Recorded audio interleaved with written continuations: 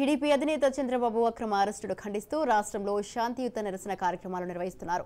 ఇందులో భాగంగా జగంపేట మండలం ఇరిపాక నుండి చిన్న తిరుపతి వరకు తెలుగుదేశం పార్టీ కాకినాడ జిల్లా అధ్యక్షులు జ్యోతుల నవీన్ కుమార్ ఆధ్వర్యంలో పాదరక్షలు లేకుండా పాదయాత్ర నిర్వహించారు. తొలుతగా ఇరిపాక శివాలయంలో ప్రత్యేక పూజలు నిర్వహించారు. సోమవారం కృష్ణవరం, బురుగుపొడి, సోమరాయనంపేట, పాలెం మీదుగా పాదయాత్ర సాగింది. చంద్రబాబును గత 22 రోజులుగా మానసికంగా, శారీరకంగా ఇబ్బందులకు గురి చేస్తున్నారని నాయకులు ఆందోళన వ్యక్తం చేశారు. ఆయన అరెస్టును నిరసిస్తూ శాంతియుత నిరసన కార్యక్రమాలు నిర్వహిస్తున్నారు. నెహ్రూ ఆయన త్వరగా విడుదల కావాలని శ్రీ వెంకటేశ్వర స్వామిని కోరుతూ ఈ పాదయాత్ర నిర్వహిస్తున్నామన్నారు.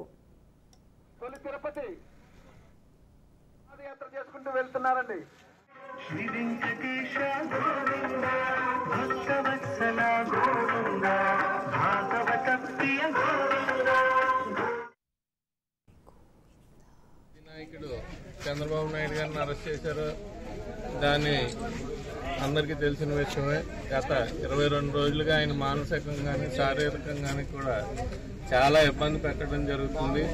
దాంట్లో భాగంగా రాష్ట్ర వ్యాప్తంగా అందరూ కూడా శాంతియుతంగా పోరాటం చేయడం జరుగుతుంది. ఆ పోరాటంలో భాగంగా నేను ఈరోజు ఇరిపాక గ్రామం నుంచి చిన్న తిరుపతి వరకు కూడా పాదయాత్రని తీసుకోవడం జరిగింది. దీంట్లో భాగంగా పాదయాత్ర చేస్తాం.